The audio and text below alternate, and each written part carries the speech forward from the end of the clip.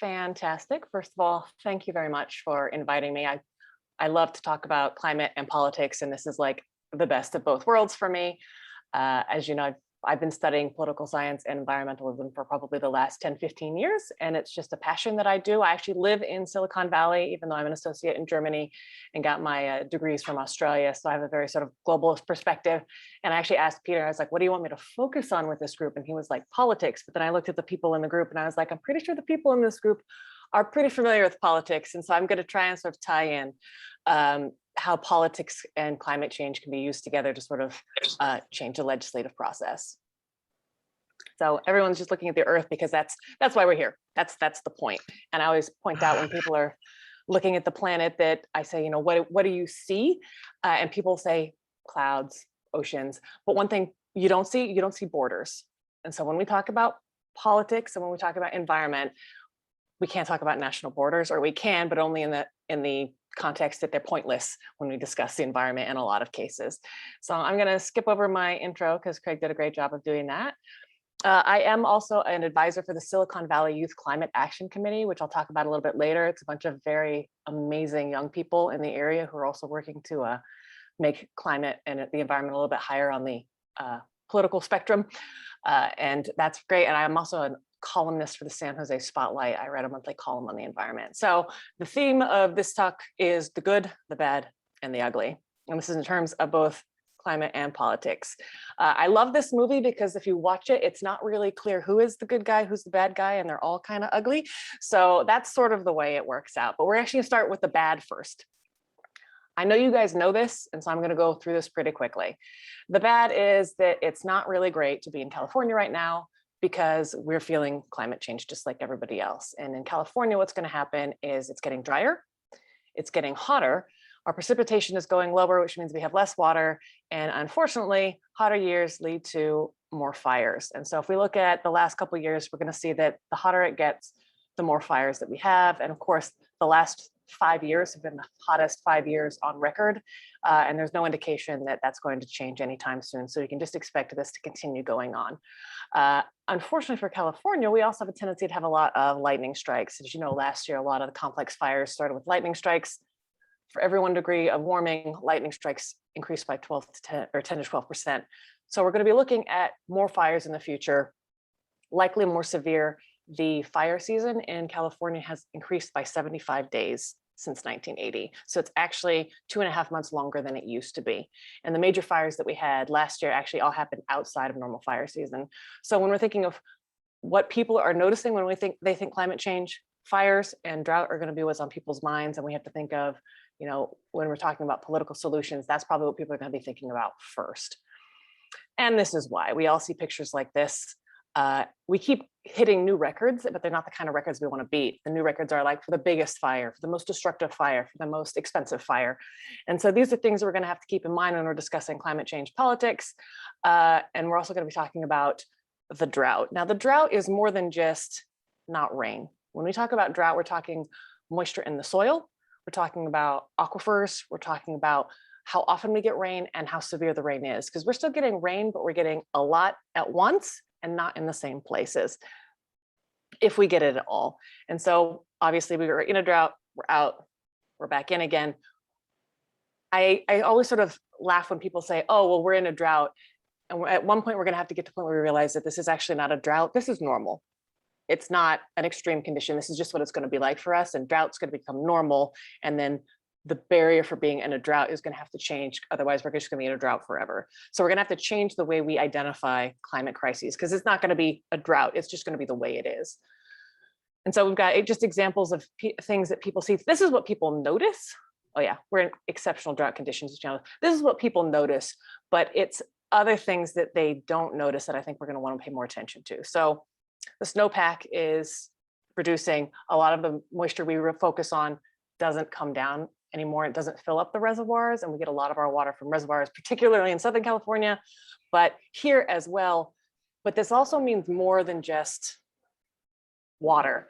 We were talking about environmental migration, which is what I focus on initially. And when we talk about migration, immigration is a big thing in the United States, particularly in California and other states that are close to the border. So if we look at soil moisture, And if you're watching this, this is the sort of predicted soil moisture from Central America all the way up.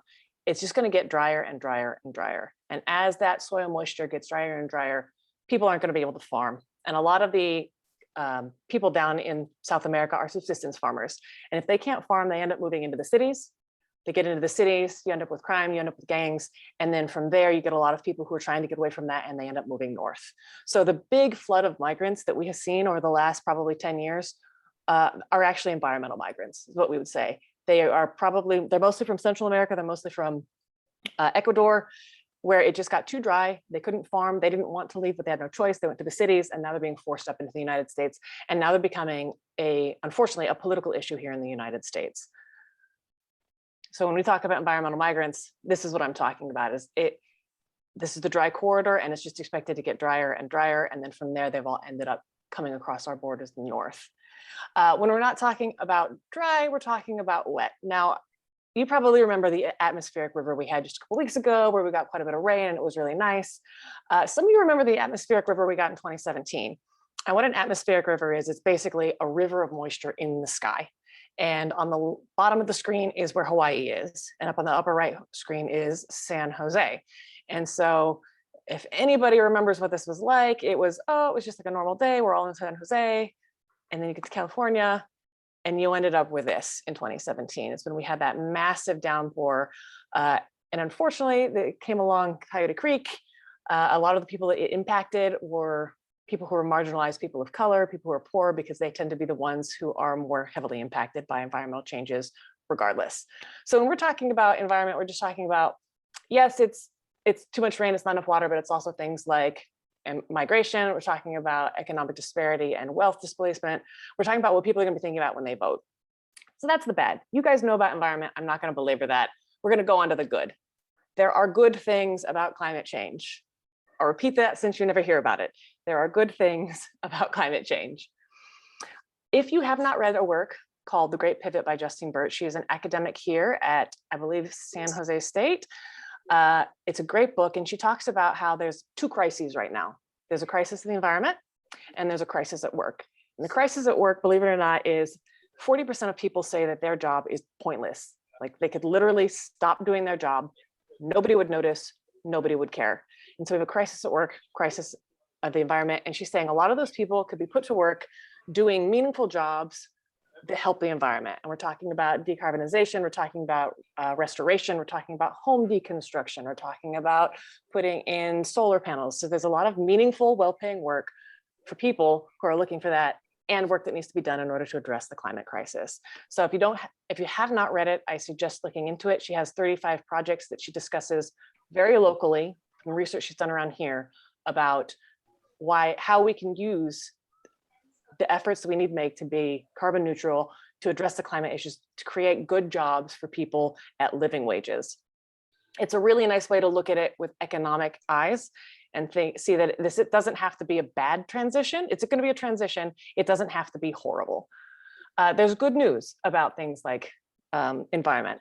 Investments in renewable energies creates 3 times more jobs than regular fossil fuel investments. So if people are looking to invest and create positions, it's better to go renewable. We also have good news from the federal level. Finally, we've got this was when I was doing presentations on the Green New Deal. The act that has gone through Congress is not the Green New Deal. People freak out about it. Don't worry about it. It's not the Green New Deal. But what it is a lot of the things are going to come out of the Build Back Better plan, or particularly what we have right now, which is the bipartisan infrastructure deal. It's an investment in infrastructure that will support better public transportation. It's going to support better renewable energy. It's going to help retrofit homes. It's going to focus on what we call frontline communities, building up seawalls, building up or restoring degraded lands. And the nice thing about these is they create jobs that are local, so they can't be outsourced. They pay well, and they normally focus on communities that have not had the benefits of industrialization, but have suffered the consequences. Because the true injustice of climate change is the people who suffer the consequences of it most are the least responsible for it. And so the nice thing about the Build Back Better Act is it is trying to address this sort of structural inequality at the level of creating jobs that will both help people invest in their communities, stay in their communities, and then have meaningful work where they live. So I'm really excited about the Build Back Better Act, I'm hoping that it passes, but as long as I get the climate parts through it, I'll still be happy. It's more progress than we've made in the last 15 years on climate. So it's not as good as the Green New Deal, but it was still a step forward. One nice thing about California, we're great at solar. We have by far the most solar jobs in the United States. 60,000 people are employed in solar. And that's cool because solar jobs are actually really good jobs. And there's more than 5 times as many jobs in solar as in coal mining. And for some reason, if you're in politics, the coal miners always get brought up. What are we going to do about the coal miners? The coal miners, you know, we need to retrain them. We need to do something. Coal mining is actually not a great job to have. It's not good for you. It's not good for the environment. And so it's nice to have alternatives that they can, again, do in the same place, trying to do wind turbines, things like that. So when we discuss coal mining jobs, we can always argue those jobs are important, but there are more jobs in solar than there currently are in coal mining. And they've grown by 5 times faster than the overall economy. So solar is really burgeoning in California. There is a new regulation that people are talking about called the Net Energy Metering 3.0 that's going to be potentially impacting solar, but right now that's been postponed. So we can talk about it in questions later if we want to. The nice thing about a lot of these solar jobs is they do not require higher education. So if people are not inclined for higher education, or even if they have a higher degree and they want to go into a green job, they can very easily do that. And right now, 11 million people do work directly or indirectly in the renewable energy sector, and that's probably just going to continue going up. Right now, there are huge investments in decarbonization, desalination, and a lot of other ways to address climate change. So it's just a really good place to search for meaningful work and to invest right now. And solar installer is the fastest growing job through 2026, as is wind turbine technician. So whenever I'm talking to youth and they're like, well, when do we talk about, and they think I'm talking about green jobs, I think I have to be a sustainability officer. A green job is a solar installer. A green job is a wind turbine technician. You don't have to be an academic. You don't have to be a bureaucrat. You don't have to be a politician. You can go out and have your green job restoring wetlands or deconstructing homes. So you can do the traditional positions. If you want to be a contractor for building green buildings. Like there's ways to do it in everything. And so this is good news, is people can continue with their passions and they can do it with this green bent to it. And the global investment in commercial building, blah, blah, blah, blah, blah, what are we saying here? Basically, there's a lot of money in retrofitting buildings, a lot of it. And I know a lot of the county or a lot of the cities around here have done a great deal in retrofitting homes. 30% of our carbon emissions in Santa Clara County come from existing buildings. So accelerating retrofitting homes is going to be a huge sort of benefit in bringing down carbon emissions. There's just a lot of opportunity in addressing climate change. So yes, as I said, it's a change, but it doesn't have to be bad. People don't have to suffer economically by addressing the consequences or causes of climate change. Now here's the ugly part. This is the part where I'll slow down because this is probably what people are going to be facing. The ugly part is we actually only have 9 years to cut these emissions in half. This is based on the IPCC report that just came out, which for the first time ever stated that, yes, climate change is real. And it kills me that it took us this long to get here, and that it's caused by people. And it was pretty dire. And so they won't say 100% that this is going to happen because they're scientists and that makes them comfortable, but they are strongly confident that we are already feeling the impacts of climate change. Anybody who was here last summer and saw the fires is aware of that. Anyone who's been to the beach and seen the way that things are changing, anyone who's realized that it doesn't rain as often, or everyone knows we're being impacted by climate change. It's happening right now, but we only have 9 years to cut emissions in half. That's not 9 years to start, that's 9 years to be done. So we need to start now is what I tell people. And the problem with that is that we cannot solve the climate crisis without acknowledging that there's an economic component to it, and that is based upon a system of exploitation and infinite growth. It's just not sustainable. I took this picture actually in Sunnyvale, which is where I live, and this was at the Black Lives Matter protest, but it's equally relevant to when we discuss climate change, because our system is built upon infinite consumption and the expectation that we will always be able to consume and then throw away, and that there's certain entitlements that we have, and that's just not a sustainable, with the number of people in the world, that's not a sustainable economic model. And it's only the economic model we've had for probably the last 100, 150 years. So when people say, well, there's no other alternative, there absolutely is. We're just not used to it. So that's ugly news because it's going to be very hard to get people to accept alternatives. And while we're talking about alternatives, we might as well do it right. And so when we talk about a just transition is basically, well, we are restructuring the economic system. Not a big ask, I'm sure. What we'll have to do is take into account that we want to not repeat the mistakes of the past, which is things like dismantle institutional legacies of inequality and exploitative practices. A lot of the environmental degradation that's happened have been, extraction in certain states or from poor communities or from the labor of poor communities, and basically listen to groups that were exploited by the previous economic model and incorporate everybody in this new system. There are a lot of really good organizations out there doing a lot with this, including the Climate Reality Project, which does have a climate justice sort of emphasis to it, but it's something to take into account that when we address climate change, we have to address the systems that created this system in the first place. And we're going to have to dismantle those systems or at least severely alter them to get where we need to go. Big thing, circular economic model. I'm sure most of you are already aware of this. Basically, it goes beyond reduce, reuse, recycle to is things like, do we need it in the first place? Make it out of recycled materials, distribute it locally, repair it or reuse it, and only if it cannot be repaired, reduced, or recycled do we get rid of it. And so it's based on the concept of you create something with the intention of reusing it. And this goes all the way through. Homes is a good example. They're now creating homes with the intention that these homes will be torn down in 100 years. And so the homes will come down in single pieces. They are used with materials that can be easily recycled. Or what we're doing right now, and I've seen some great programs where they take previously incarcerated individuals, they train them in building deconstruction. And then they go to these older buildings, particularly Victorian era buildings, and they will deconstruct the home and take all of the hardwood, which is very hard to get nowadays because it's expensive and we've got beetle kill. They deconstruct the old wiring for the copper and the pipes for the copper, and they take everything down and then they sell what they have that has not been used, recycle everything else, and then they use that profit to pay the people who deconstructed the buildings so that they have meaningful work after being incarcerated, and it prevents them from reoffending and going back into prison. So there's a lot of, it's a circular economy as well as a circular benefit to the people who are incorporated into that economy. And so that's an economic model going on in Seattle right now that I believe is also discussed in The Green Pivot, which is Justine Bird's book. All right, so our new economic system could be based on decarbonization.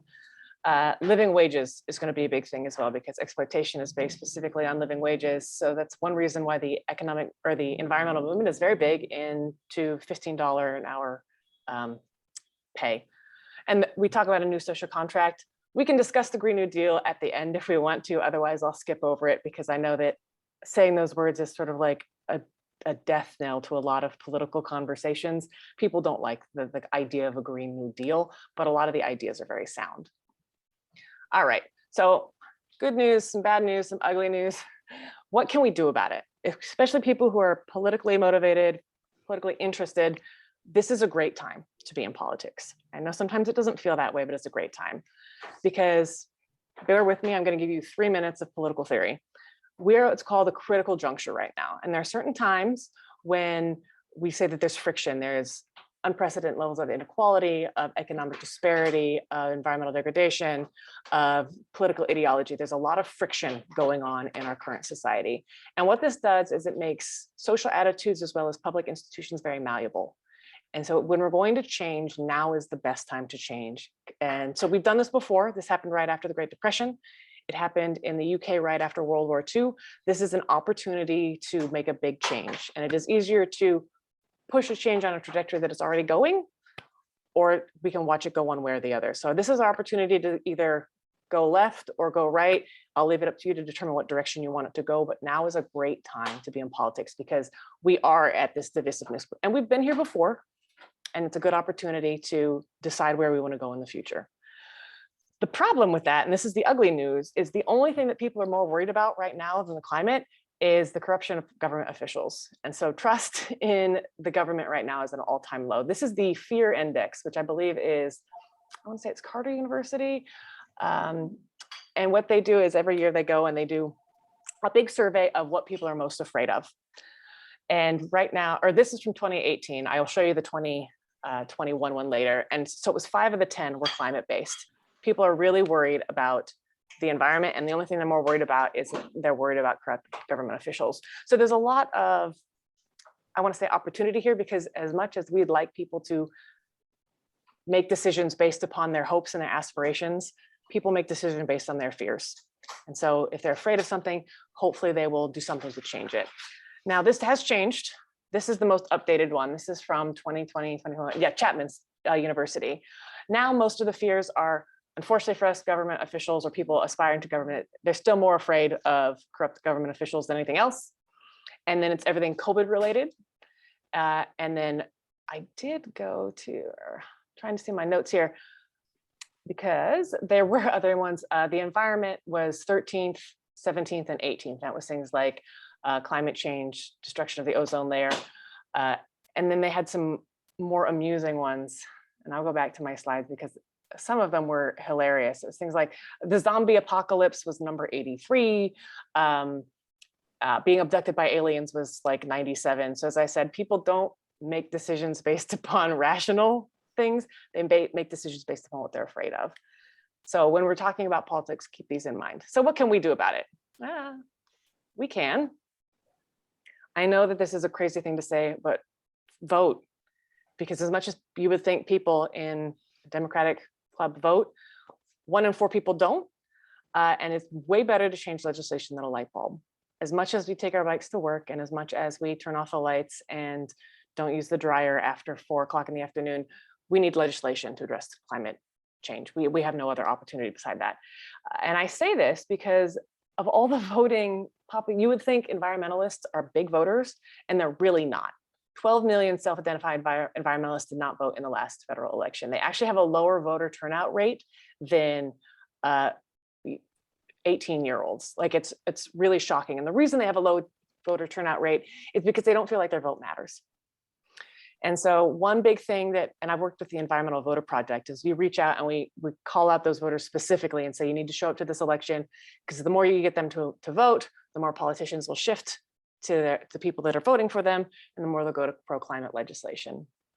Because politicians are supposed to represent their sort of constituency, which is everyone in their local area. But we know that they're actually going to represent people who vote within that constituency. And right now that vote is skewed more towards older, white, affluent people. And oftentimes those people do not vote pro-climate for particular reasons. And so we need to get more people to vote. Those people are out there, we just need to get them to show up and vote for it. And when people say my vote doesn't matter, and this kills me, I'll give you lots of examples as to why it does matter. So more than a dozen elections have been decided by 1 vote or less in the last 20 years. So 16 years ago, the top one is Kevin Ency, who's a police officer in Washington State. He lost the GOP primary in a state house race by 1 vote out of almost 12,000 votes cast. And he found out that one of his fellow reserve officers just forgot to mail his ballot. The 2 delegates in Virginia, this was a Virginia House of Delegates race, ended in a tie out of more than 23,000 votes. It was broken by pulling a name, placing it in a film canister, and pulling it out of a bowl. And the result was heightened by the fact that the win gave the Republicans control of the House by a single seat. So the entire legislative process would have been different if one person had cast their vote. 2016, the twice told tale, oh, this one kills me. A Vermont state House seat was determined by 1 vote out of 2,000. It was a rematch. When they first faced each other in 2010, the race was also decided by 1 vote in the opposite direction. So you think they'd be going to their neighbors and just being like, make sure you vote. And then anyone from Texas, I apologize, but this is the most, I'm sorry, not Texas, Wyoming. This is the most Wyoming thing I've ever heard. 1994, a Wyoming state house seat ended in 1,941 to 1,941 tie on election day. And they broke it live on the NBC Today show with the Secretary of State pulling a ping pong ball with the winning candidate's name out of the governor's hat. The winner went on to become Speaker of the House. So when people say that their vote doesn't matter, you've got a bunch of opportunities to show them that it absolutely does, particularly in local elections where turnout is very, very low. And then to tell them we don't need democracy by ping pong ball. We really, really don't. Like, that's the last thing we need right now. Biggest thing for climate, 80% of people say they think climate change is an issue. 20% of people have actually talked about it in the last year. we need to just talk about it. You need to sit down and have conversations with people, let them know that it's important, take the opportunity to educate them. My poor Uber drivers always have to listen to me talk about climate. And then they always say things like, oh, I thought it's natural when it was happening, or I thought we'd already taken care of it. People know a whole lot less than you think, a whole lot less than you think. And it's important just to bring it up. You don't have to be obnoxious about it if you don't, unless you really want to be, but it's important to just be like, this is something that I'm passionate about, and this is why I care. Write an op-ed. And we've got a bunch of really good local newspapers. That's how I got to the San Jose Spotlight. I just reached out to the editor and was like, why don't you have a climate columnist? This is a big issue. You have columnists for everything else. Why is there no climate columnist? And then that's an opportunity to reach out to people, because we can preach to the choir all we want. We need to preach to people who aren't in the choir and get them to at least know that this is on their radar. Contact your local representative.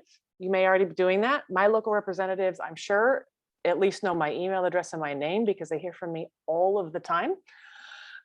Dissent is an essential component of democracy. And I firmly believe that people will listen but they only listen if you actually have something to say and if you speak up. So fortunately, this group is probably very inclined to reach out and speak up and have something to say about it. So by all means, make yourself heard. Alrighty. Workplace. I used to work at a company called Epic, which was a big sort of software company that had 10,000 employees. And it was a group of employees that were like, we are using a lot of plastic. We don't like the way that this is done. And it was a local employee group that got the whole company to not only reduce its plastic use, but switch over to green energy. So it's important to educate fellow employees at work. We ended up with 100% green campus at Epic because the employees drove that. So it is possible. City council, again, not a lot of people show up to city council meetings. It's not a big venue. A lot of people don't even know that that's an option or an opportunity. So when you do show up, you get heard. The youth groups around here have been very good about that. The Silicon Valley Youth Climate Action has shown up to several city council meetings, and you get 24 youth from the district showing up and saying, we want this. They get listened to. Same with school board, talking about curriculum. County level, the poor county elections are so underrepresented. So getting people, anyone to vote or even to run for office. Every year there's offices that just go unfilled because nobody thought to run for it.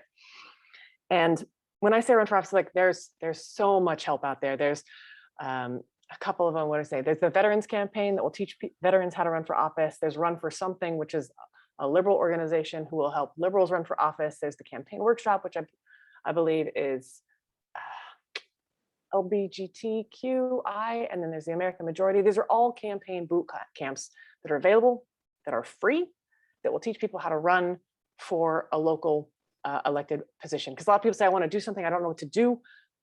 Nobody knows what to do. That's why you go get training and they'll help you. It isn't about numbers, it's about showing up, having enthusiasm. I remember as a kid, we'd go to a city kind of thing. My dad would run into like the state senator, and the state senator who knew who my father was because my dad was calling them all the time. Be that person. I'm sorry for the elected officials who are listening to this and they're like, oh my God, but you know exactly who I'm talking about. So you know what matters. All right, aim for the state. If you've exhausted your opportunities locally, again, very few constituents reach out, and it's possible to build a relationship. And we've had a lot of really good responses from a lot of our state elected officials, especially with the youth group that I work for, where they'll reach out and be like, I want to know what the youth voice thinks on this. It's an opportunity to get your opinion out there.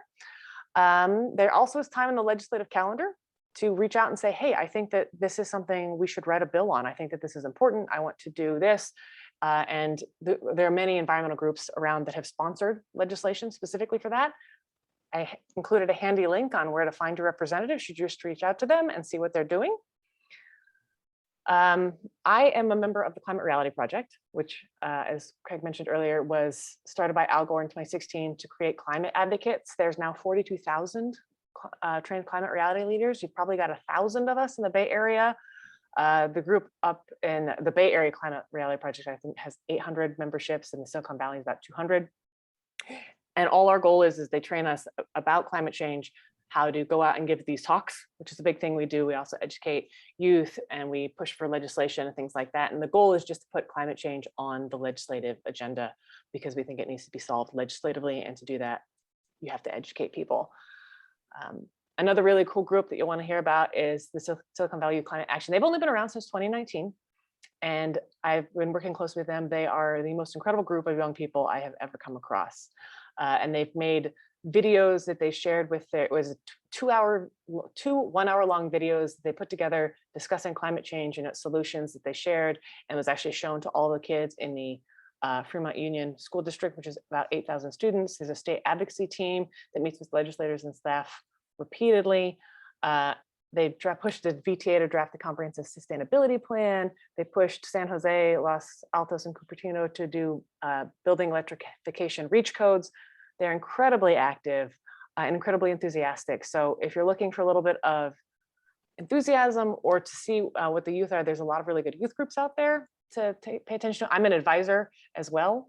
And they give me hope. Everyone complains about the young people, but I have nothing to complain about. They're very impressive.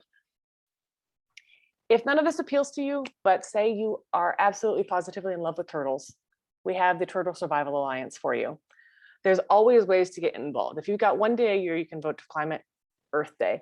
If you've got just a little bit of time, do the environmental project, voter project, and write postcards. The Climate Reality Project holds training, which is free 3 times a year.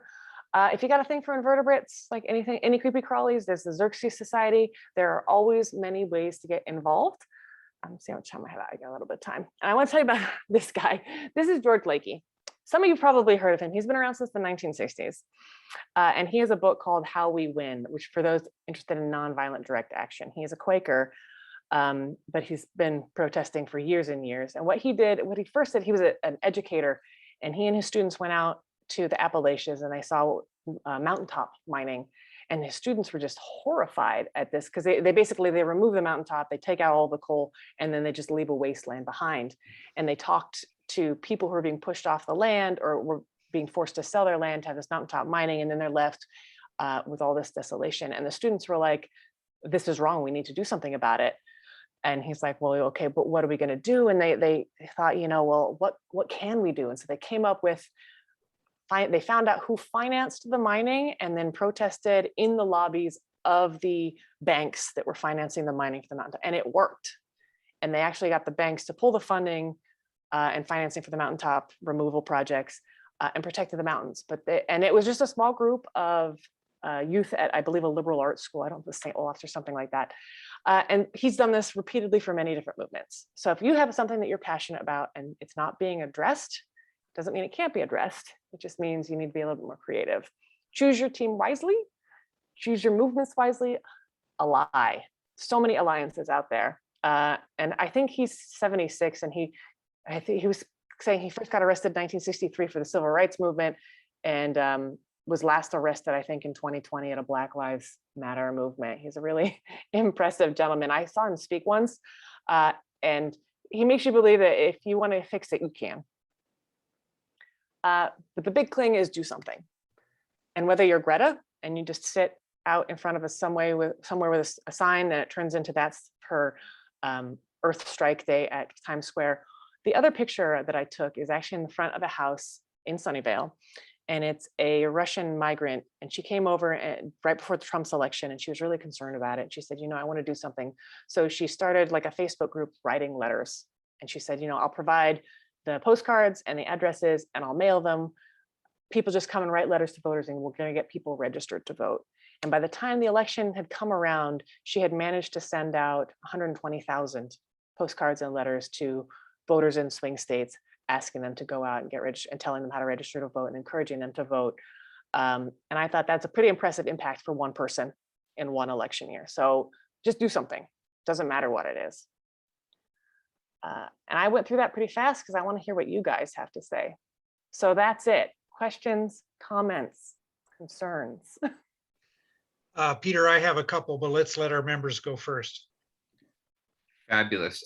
Really quickly, I do want to recognize a couple folks who joined while we were during your presentation, Aaron. We got Brandon Weaver. He's with Senator Dave Cortez's office. So the senator might be joining us, but I wanted to make sure Brendan was recognized, and he left some information about what the senator is, some legislative work the senator is proposing in the chat. So if you all want to take a link or follow the link in the chat, you can find out more about that and contact Brandon. And then Aaron, real quick question for you. I want to recognize Pat Showalter from the Mountain View City Council. She wanted to know if you'd be willing to share your email or an email address with us in the chat. Oh, sure. Can contact you. I didn't want to be presumptuous. So if you want to share your email. I am happy go to ahead and do share that. that. This is my passion project. I'm happy to talk about climate or politics Great. anytime. Great. And that covers most of the chat questions. I'll get to, and one more person I want to introduce and ask his question is Steve Preminger. He is the a former chair of the Santa Clara County Democratic Party, currently in the CEO's office at the County of Santa Clara. And he wanted to know, and you touched on it briefly in your presentation, I think, but is there some sort of Green New Deal package in the California legislature? Are you aware of Senator Cortez's work there? Is that with that, is that sort of in that realm? And can you speak to what's going on at the state level right now? I can't, to be honest with you. I am familiar with what's happening at the federal level, and I'm following that because their sort of version of the Green New Deal was broken up into several different bills. I know that Senator Cortez, who's been a very good, very staunch environment advocate for as long as I've been in California, is working on something, but honestly, I think probably other people in the chat could speak better to it than I did. Does anyone have information on that they could share? Actually, yeah, Brandon, if you wanted to come off mute, I can, I think we can unmute you if you wanted to speak to what Senator Cortez might be doing. There you go. Yeah, so first of all, it's really important to note that California and the federal government are worlds apart in terms of climate policy. So I wouldn't say there's really an equivalent of the Green New Deal in California. It's more like, we have obviously the Democrats have a supermajority, and there's a lot of environmentalists and there's a lot of support for that. So every year we're kind of just taking new ideas and chipping away at the little different parts of the problem at a time, and always trying new things. So I wouldn't say there's like a specific package, but more of just all kinds of bills getting at different parts of the problem. Like, I know that's something that Senator Cortez is really focused on, and it's included in the link I posted, was about decarbonization of buildings. So that's a big focus for him. I know something also on the state level, they're trying to work on climate education in schools. Yeah, that's Senator Becker and Senator Cortez, and they're working with the Silicon Valley Youth Climate Action. There's also plastic bans. There's a good bill that Senator Becker did about cement and changing cement emissions. Someone asked what the biggest carbon polluter in California is. It's the cement industry, actually, believe it or not. It's almost 30% of the pollution in California comes from the cement industry. And the nice thing about California is we're such a big and influential state in terms of purchasing power and economic power, that what we do, even though if it's not reflected at the federal level, gets adopted by other states. Idaho, Washington, Oregon will literally take the legislation from the California and just copy it over. And so it's leading by example, or if we have more stringent rules on emissions for cars, anyone who wants to sell a car in California is going to have to meet those emission standards, and they're not going to bother to make cars with 2 separate emissions. So it's a way for us to influence the rest of the United States. Yeah, and I also wanted to mention, you mentioned the part about the jobs aspect. And that is really important on the state level, because generally, if there is an issue with a certain climate thing, it's when we get into these points where we have labor interests and environmental interests kind of clashing over a specific proposal. So obviously, as we transition to clean energy and all that, we always have to keep in mind how it affects workers and how we bring everybody with us. And that has to be kind of at the center of all the progress we try to make, because otherwise it's really hard to get things done if those actions are just leaving workers behind. But the thing that sort of frustrates me is that people seem to think that environmentalism and economics are at odds with each other, that they're mutually exclusive. And that drives me crazy because they're absolutely not. Climate change can be a driver for some of the best economic growth that we've ever seen. I mean, just like coal was a driver for it. Nobody was like, oh, we can't use coal because it's going to leave the farm workers behind. Like, it's a ridiculous argument that people have come up with to be anti-environmental. And so it's, I think, educating people that you don't have to leave anybody behind, and you can actually take more people with us if we start doing these local things. And the one thing I like about Green New Deal concepts is it decentralizes it. It goes out to the communities and says, we're going to give you jobs here. It's not federally organized. It's the most decentralized way possible to address climate change, as well as create good jobs in local communities that have, suffered without that. So yes, I know exactly what you mean, but oftentimes it's a false dichotomy. They say, oh, we can't have the environment or economics. And that's not a premise to even work from. Just blow that premise out of the water. Be like, no, we're not starting the argument on this. Exactly. We're gonna start. Yeah, usually it's just an idea. There's always a way to structure it, right? Like to make everybody happy. We can still get the same climate goals, but just kind of reshaping it in a way to bring workers with it. Because often opponents, they'll try to pit them against each other, and then then nothing happens. So usually it just takes a little restructuring. Yeah, they create a false dichotomy to stop conversation, which is a political ploy and has nothing to do with environment in and of itself. But yeah. Exactly. I see Steve Preminger has his hand up. Steve, did you have a follow-up question on this? I can unmute you if you like here. Yeah, I wanted to support the point about unions and the environment. There was an article in the Mercury News about Supervisor Simitian's desire to close Kaiser Permanente cement plant, and the Teamsters were supportive of that because while they're good union workers, they're also residents of the community. So many ways that I think that plays out.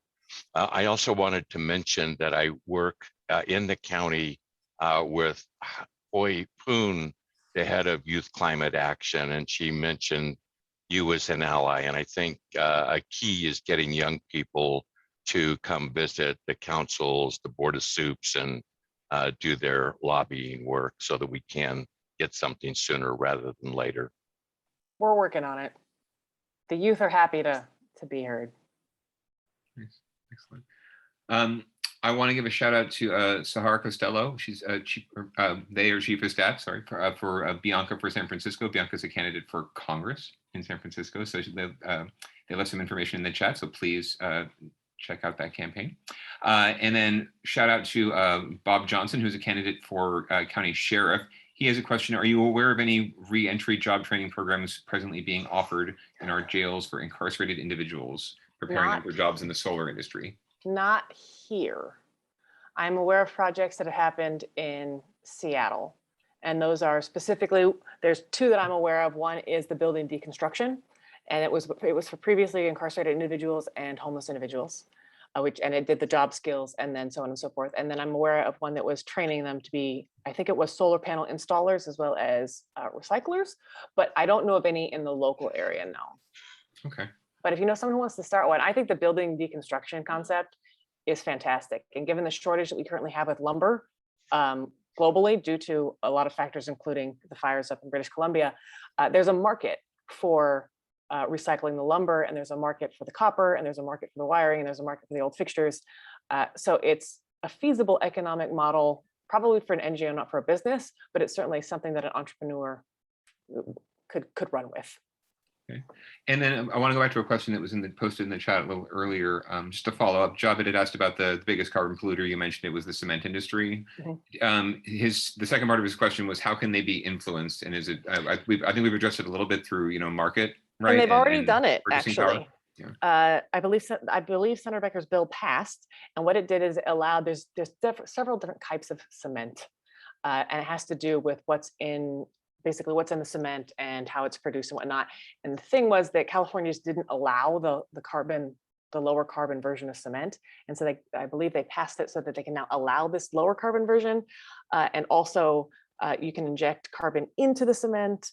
And and then they also made it so that the California Transportation Authority, which is the largest consumer of cement in California, something like 40% of all the cement in California is used by the Transportation Authority, will only buy this low carbon thing. So they're actually addressing it right now. I wrote an article in San Jose Spotlight about cement, and then the cement industry reached back to me, and they're actually trying to decarbonize, and they couldn't because it wasn't legal yet. And that loophole's actually been fixed. Okay. So they're working on it. Excellent. Well, great segue, actually. Councilmember Showalter, I don't know if you want to come off mute. She had a great comment in the chat about a building in Mountain View that's being built with a, I'll ask you to give you the unmute option. There you go. It has been built. It just opened, and the LinkedIn headquarters that is on the corner of Middlefield and Central Express. I mean, what is that?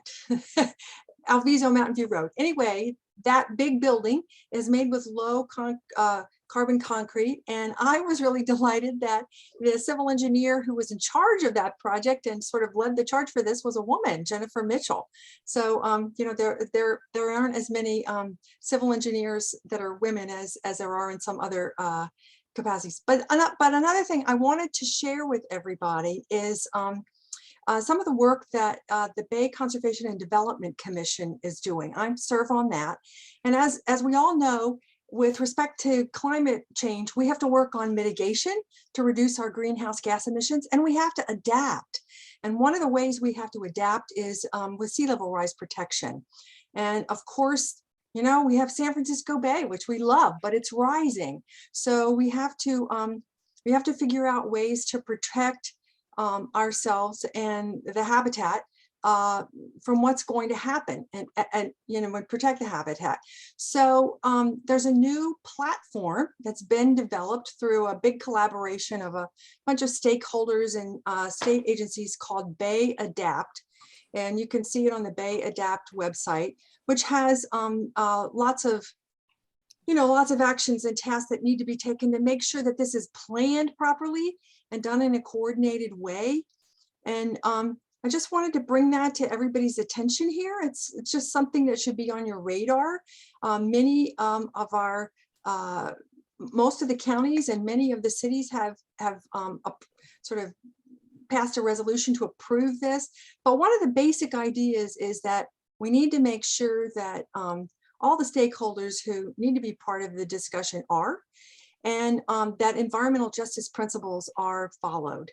And of course, another thing, since Brandon's here, I'd like to mention is we always need money, because these restoration and flood protection efforts are expensive. But again, there's kind of a timeline. And I've heard lots of different times put, but 15 years is the longest one out. And most people think it's more like 10 or 12 that we really need to get, particularly the marsh restoration in the South Bay completed. So anytime you have a chance to plug the marsh restoration, the South Bay Salt Pond projects, the Shoreline project, please step up and do it. It matters. Well, and as expensive as it is, it's not as expensive as dealing with the consequences of catastrophic flooding. And so, like, everyone says price tag, and it's like, the cost of not doing it is much higher than the cost of doing it. Absolutely. That's right. Speaking of which, going back, Erin, to a question earlier in the chat from Georgia, you mentioned a stat of, you know, we need to cut our emissions in half in the next so many, I think it was 9 years. And I think her question was sort of following what is the consequence if we don't? The consequences if we don't are what are called environmental tipping points. Basically, that is the point where we cannot go back. And what will happen is things like the albedo effect. Sea ice is white and it reflects sun, and the sun goes back up in the atmosphere, keeps the earth cool. As the sea ice melts, not only will sea level rise, but it becomes water, and water absorbs heat, which also causes the water to expand more, which means we're going to get more catastrophic flooding. Once the sea ice is gone, it's gone.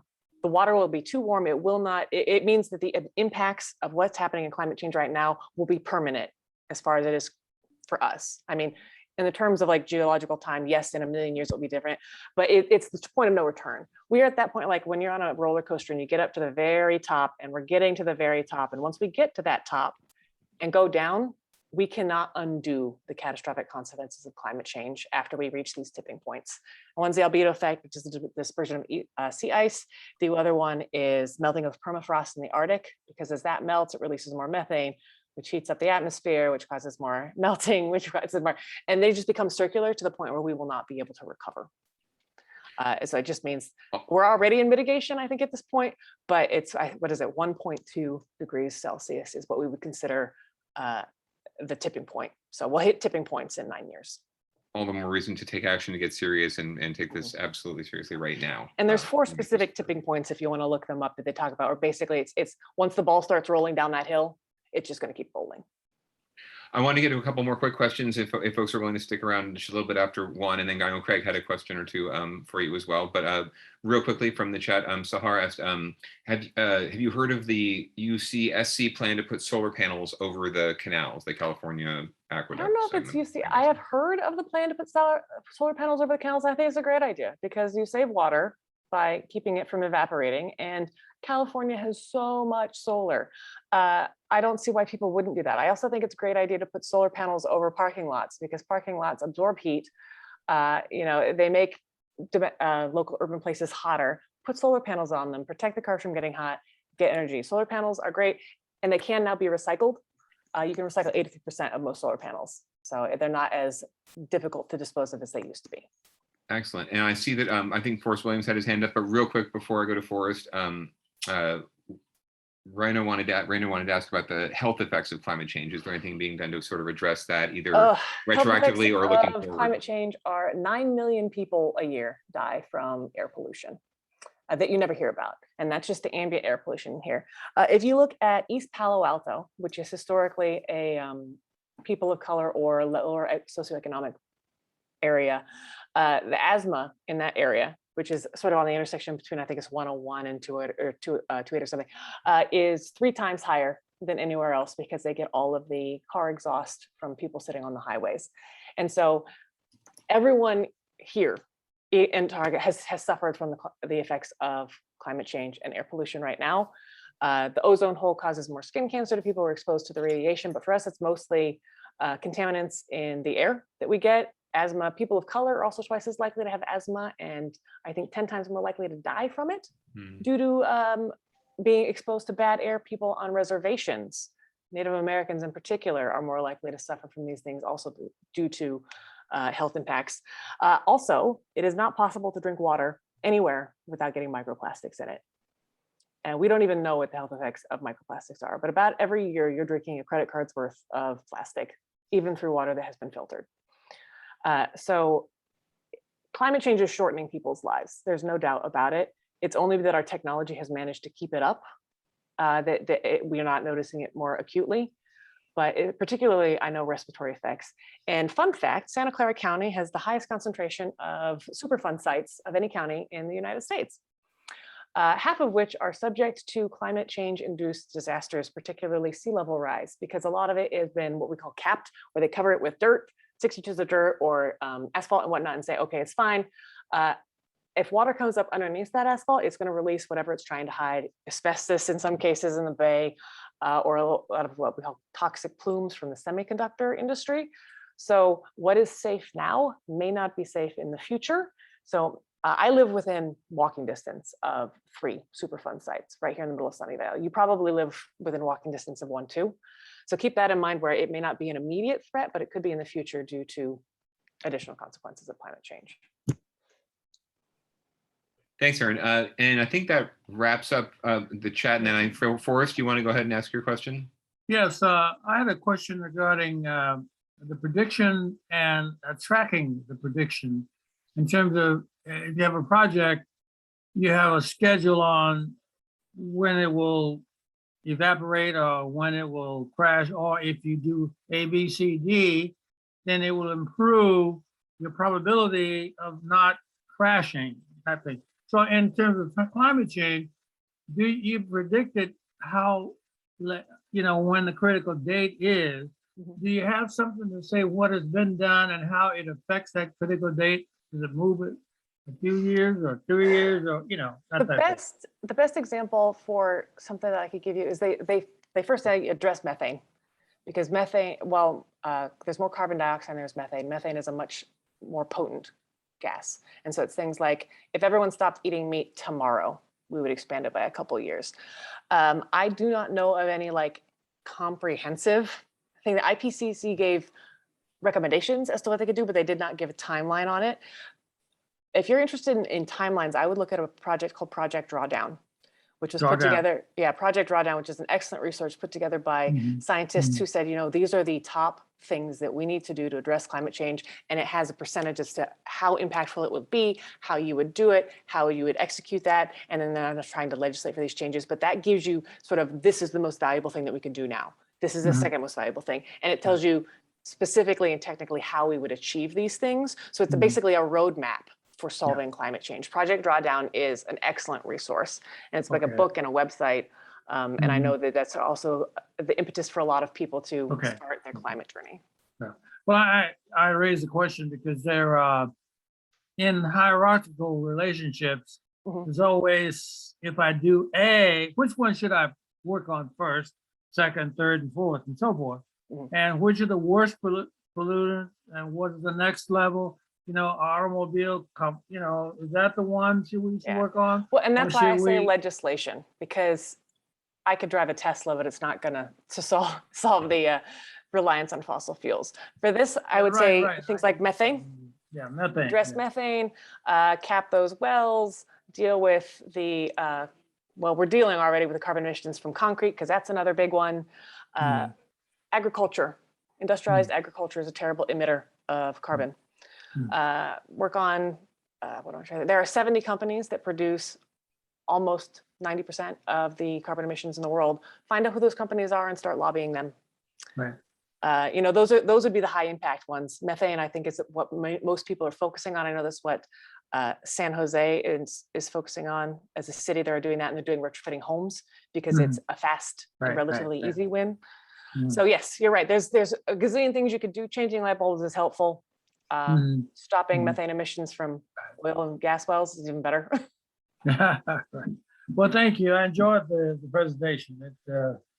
It's eye-opening. I just wish people would be enlightened to let's do this thing, because the worst case is there won't be us. Yeah. Well, and it's at the point right now where, and some people, they get older and they're like, I don't care anymore. And I sort of feel like that's a terrible approach to it. And I also don't like the approach where people are like, oh, there's nothing I can do.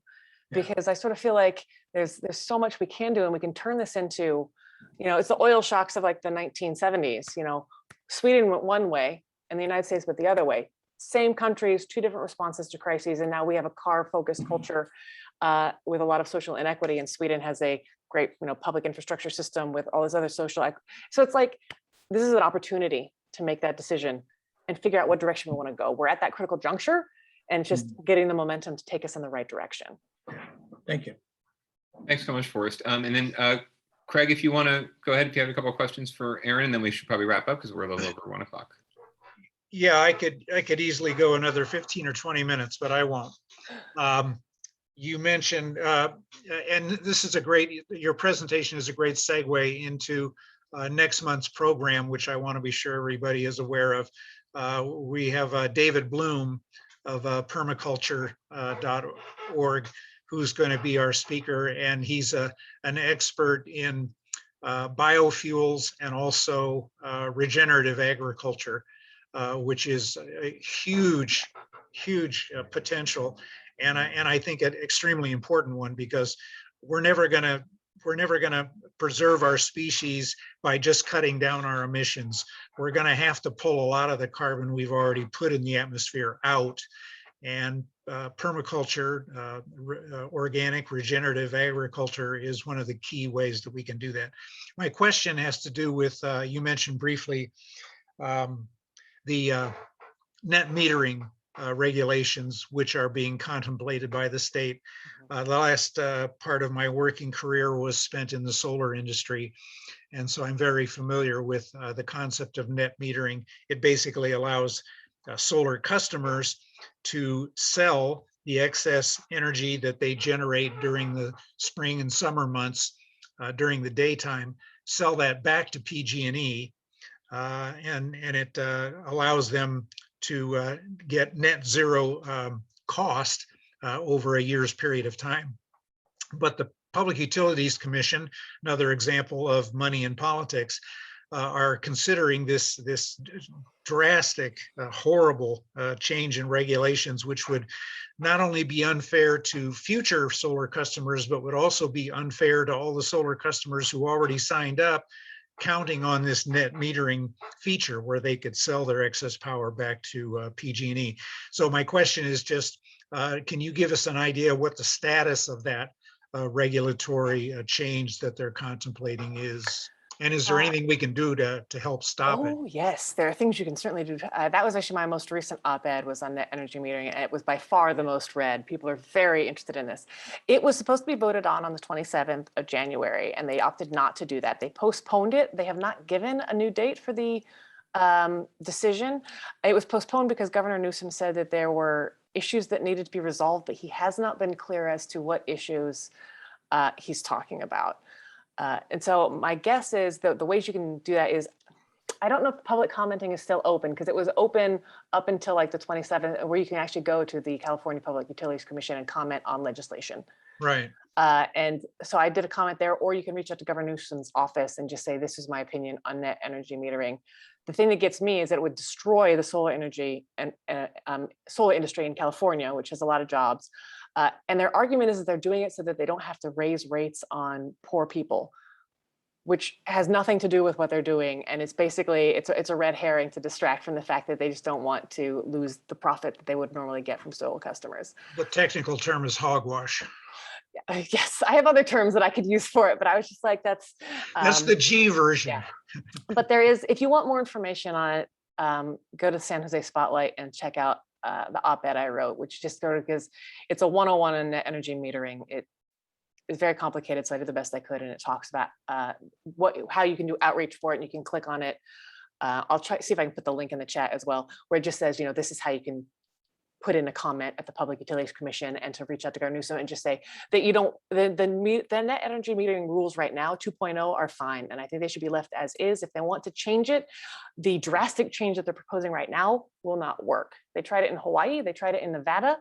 Hawaii's solar industry collapsed. Nevada kept it up, I think, for a year, and then the legislature just overturned it and went back to what it was before.